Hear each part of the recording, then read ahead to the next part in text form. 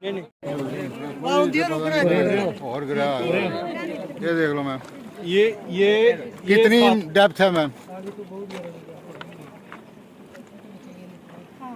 कहेंगे सत्य लिखेंगे सत्य।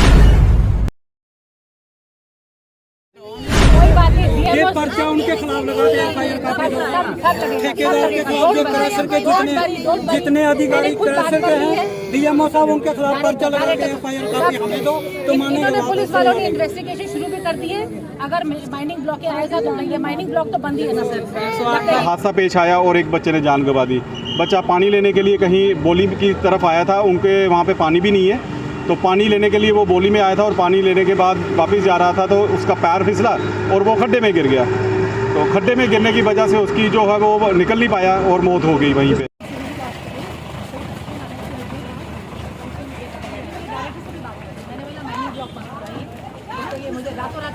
रिपोर्ट सारी की सारी हमारी इन्वेस्टिगेशन चल रही है। जितनी भी रिपोर्टिंग होगी उसके बेस पर आपको जो कार्रवाई करनी होगी हम करेंगे। जी बहुत इतना ही है। यहाँ तक है? खड़े हो? 3 बजे के करीब मैसेज आया कि जहां हमारी पंचायत सीला पंचायत की वार्ड नंबर 1 पनासा में शेर सिंह जी रहते हैं, उनका बच्चा जो पानी लेने के लिए बोली में आ रहा था, बोली पर आ रहा था कि तो वो ना पत्थर से स्लिप होके जो माइनिंग वालों ने इतने बड़े बड़े खड्डे किए हैं, उस खड्डे में बच्चा गिर गया और अपनी जान गंवा गया।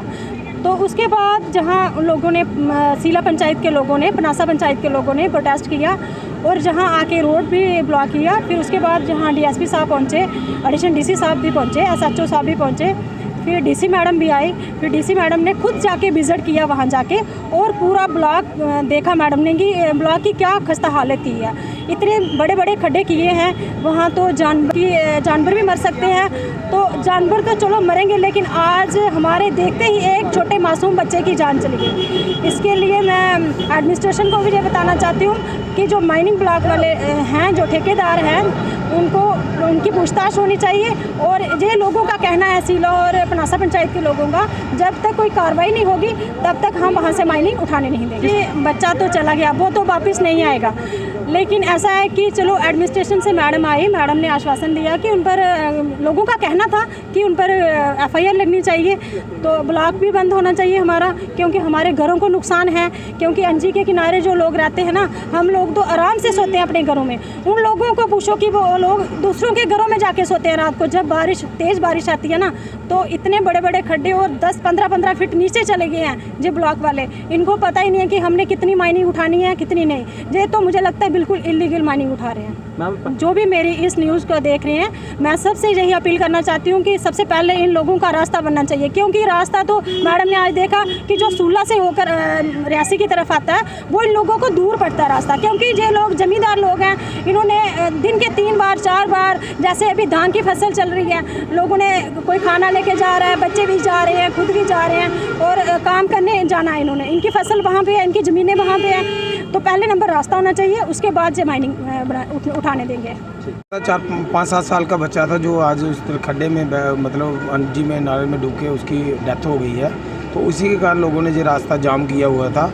अभी एडमिनिस्ट्रेशन आई थी, पहले डीएसपी साहब, एसएचओ साहब, तहसीलदार साहब, तो उसके बाद एडिशनल डीसी साहब आए, लोगों ने नहीं मानी। तो उसके बाद डीसी मैडम आई, उन्होंने उनको आश्वासन दिया कि जो भी अभी रिलीफ होगी वो भी देंगे वो। और उसके बाद वो मतलब बोल रहे हैं जो ठेकेदार है उनसे जो इंश्योर का जो इनके पास पैसा होता है कंपनसेशन, वो भी इनको देंगे इनको। तो में जो खड्डे ज़्यादा हुए हैं उन्होंने बोला इसको फिल अप हम करवा देंगे और रास्ते आपके बिल्कुल सही करवा देंगे। जी, एडमिनिस्ट्रेशन ने किसी की भी बात को नहीं सुना या सुनकर भी अनदेखा किया, तो जिसका नतीजा आज ये हुआ कि एक घर के चिराग को अपनी जान गंवानी पड़ी।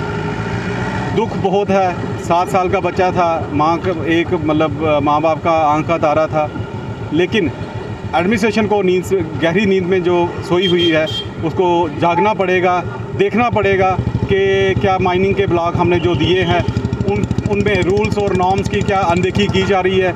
ये चीज़ हमने ब्लॉक दिवस अभी जो सैटरडे को सीला पंचायत में रखा था, ये हमने डिस्ट्रिक्ट एडमिनिस्ट्रेशन को, जिसमें डीसी मैडम खुद मौजूद थी, उनको भी बताया था कि वहाँ पे इतने गहरे खड्डे किए हैं, कहीं कहीं पे तो 20-20 फीट के गहरे खड्डे हैं। अगर कोई माल मवेशी या कोई भी इंसान अगर उसमें गिरता है तो जान जोखिम में जान भी जा सकती है। तो नतीजा उसका जिसका हमें अंदेशा था वो आज हादसा पेश आया और एक बच्चे ने जान गंवा दी। बच्चा पानी लेने के लिए कहीं बोली की तरफ आया था, उनके वहाँ पे पानी भी नहीं है, तो पानी लेने के लिए वो बोली में आया था और पानी लेने के बाद वापस जा रहा था तो उसका पैर फिसला और वो खड्डे में गिर गया। तो खड्डे में गिरने की वजह से उसकी जो है वो निकल नहीं पाया और मौत हो गई वहीं पे। दोषी ठहराते हो उसको? देखिए, मेरे हालात को देखें, मद्देनज़र रखते हुए जो जगह सिचुएशन को देखें, उसकी कंडीशंस को देखें तो सरासर अनदेखियाँ की जा रही हैं एडमिनिस्ट्रेशन की तरफ से, डिस्ट्रिक्ट माइनिंग अफसर्स की तरफ से, जो भी उसके देख रेख करते हैं। तो इतनी ज़्यादा माइनिंग होनी नहीं चाहिए थी। 1 मीटर का अगर पैरामीटर है तो इस समय तक अगर 5-5, 6-6 मीटर उठा चुके हैं तो प्रशासन को जागना चाहिए, कार्रवाई करनी चाहिए। तो कहीं ना कहीं दोष प्रशासन की तरफ ही उंगली उठेगी। तो किस प्रकार की आप मांग करेंगे? अभी जो डीसी साहब मौके पे आए थे, उन्होंने वहाँ पे लोकेशन पे गए जहाँ पे ये हादसा पेश आया, उन्होंने बाकी जगह का भी जायज़ा किया और उन्होंने हमें यही आश्वासन दिया है कि डायरेक्टर जॉलजी एंड माइनिंग से उनकी बातचीत हुई है और फॉर द टाइमिंग ब्लॉक जो है वो बंद कर दिया गया है और ठेकेदार को शायद इंस्ट्रक्शंस दी गई हैं कि जो ब्लॉक है, जो डबरीज आपने वहाँ पे बड़े बड़े पत्थरों के ढेर लगाए हैं उनको साफ़ किया जाए और वो जो खड्डे आपने निकाले हैं उनको भर दिया जाए ताकि आइंदा कोई ऐसा हादसा पेश ना आए। माइनिंग ब्लॉक हमारे अंजी नाला में 3 माइनिंग ब्लॉक्स हैं, 3, 5 एंड 7 की परसों मुझे बताया गया था ब्लॉक में कि इधर की यहाँ पर ऐसी है कि काफ़ी डिगिंग हो चुकी हुई है, उसकी वजह से बहुत पानी आ गया हुआ है। नेचुरली आगे मानसून में तो और पानी आता जाएगा, पर यहाँ के लोगों को जो यहाँ पे क्रॉस करते हैं, सीला से पनासा जाते हैं, पनासे से सीला आते हैं, वहाँ पे थोड़ी सी रोड की जो हम देख रहे हैं है एक रोड, लेकिन वो बहुत शायद इनको लॉन्ग पड़ता है, इसलिए शायद वो रोड लेना नहीं ऑप्शन करते हैं, ये नियरेस्ट लगता है। अब हमने लाइसेंसी जो है जिसके नाम पर ये ब्लॉक अलॉटेड है उसके साथ बात की है, मैंने डायरेक्टर जूलॉजी माइनिंग से भी बात की है और उनको बोला है कि ये इमीडिएटली इसको रेक्टिफिकेशन के मेजर्स ले लें, तब तक ये ब्लॉक नहीं चलेगा। ब्लॉक सीज कर रहे हैं आप? हाँ, तब तक ये रेक्टिफिकेशन नहीं करके देंगे। उन्होंने मुझे कमिट किया है कि उन्होंने लाइसेंसी से बात कर ली है और यहाँ पे आएंगे शाम को रातों रात करके देंगे। देखते हैं, लेट अस वॉच, हफ्ते तक हम वॉच करते हैं। तब तक मेरी रिक्वेस्ट रहेगी, जो ये यहाँ के गांव के लोगों से भी रिक्वेस्ट रहेगी कि अपने जो छोटे बच्चे हैं उनका थोड़ा ख्याल रखें और अनअटेंडेड ना भेजें बच्चों को, क्योंकि स्कूल में आते हैं बच्चे। रेड क्रॉस सोसाइटी से ज़रूर मैं रिलीफ मेजर ज़रूर ले दूँगी। मैम अगर मैम वायलेशंस जो हो रही हैं उन पे कोई कार्रवाई? रिपोर्ट सारी की सारी हमारी इन्वेस्टिगेशन चल रही है, जितनी भी रिपोर्टिंग होगी उसके बेस पर आप जो कार्रवाई करनी होगी हम करेंगे। जी बहुत इधर से रहा हुआ था, इधर से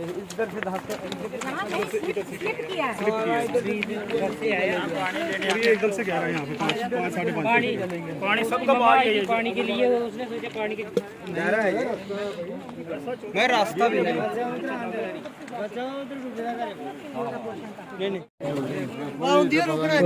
और गिरा ये देख लो मैम, ये कितनी डेप्थ है मैम?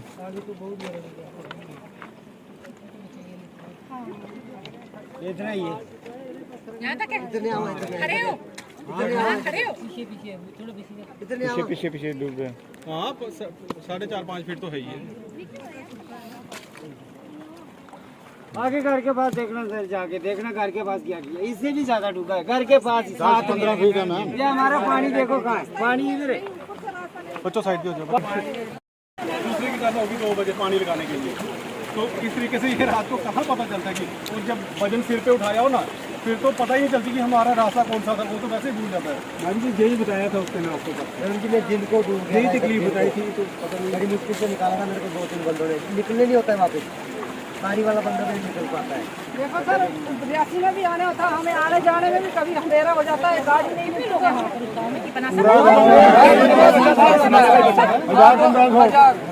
1500 फैमिली उधर रहती है जो यहाँ से डेली जाती है। रोड है 7 किलोमीटर लंबा। अब मैंने इस खेत में इस गांव से कोई रोड जाती है? हाँ, एक रोड जाती है। 8 किलोमीटर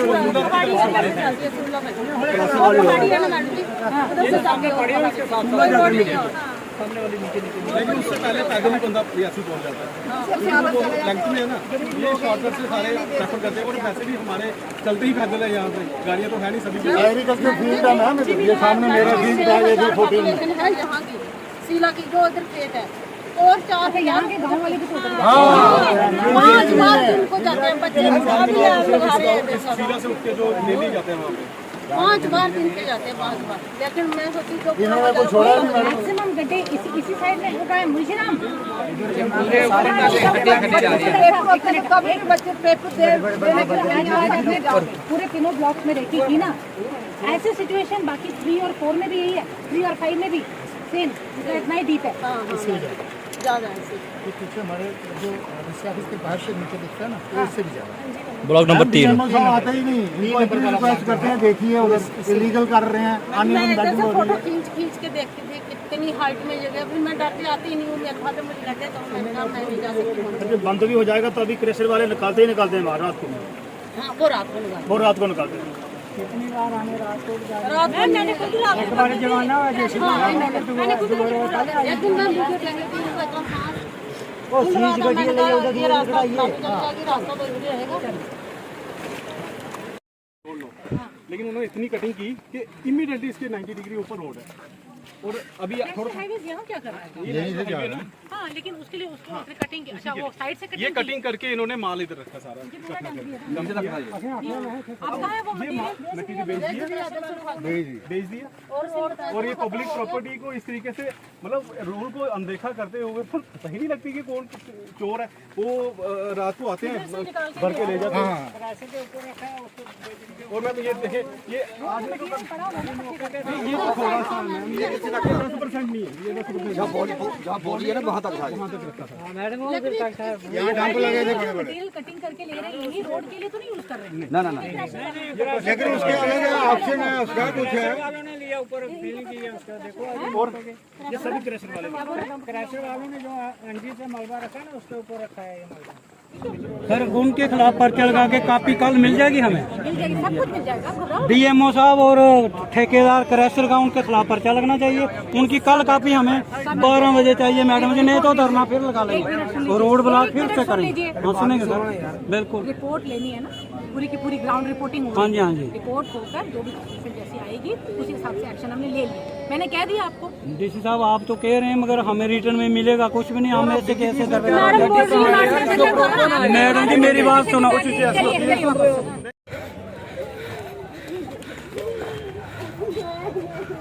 अच्छा बोलो अब आप ठीक है, समझ गई मैं तुम्हारी बात, समझ गई। अब क्या चाहिए, क्या पता आप दौड़ते आए आपके पास, आप ही बताओ। बोलो बोलो बोलो बोलो बोलो बोलो। मेरे को बचा चाहिए और कुछ नहीं चाहिए। कोई बात नहीं, चलो चलो इसको लेके चलो। बच्चे को इसको हैंडल करो, लड़की को यार पकड़ो इसको। चलो कोई बात नहीं, घबराओ मत, चलो पकड़ो इसको, ले जाओ इसको। परेशान है लड़की, गाँव में लेके जाओ। आप पूरा फैसला करके जाओ ना। इसका क्या फैसला करना बोलिए, इसको भी पता चले ना। क्या फैसला करना बोलो। इसको भी पता चले ना क्या बोला क्या नहीं बोला। ये भागरी जा रही है, पहले आप मैं गाड़ी के आगे अपनी जान दे दूंगी मैं। शांत, इसको शांत कराओ लड़की को, भाई आराम से लेके आओ इसको, फिर बात करें। घर लेके जाओ, क्या आप एक्सप्लॉइट कर रहे हो सिचुएशन को। पकड़ो इसको, घर में लेके जाओ इसको, बेचारी को। इसकी हालत है बात करने वाली, सुनने वाली हालत है इसकी, इसकी हालत है, सुन सकती है एक माँ। क्या बातें करवा रहे हो आप? आके बैठो, कोई बात नहीं, 3 बजे के आके बैठो। घर लेके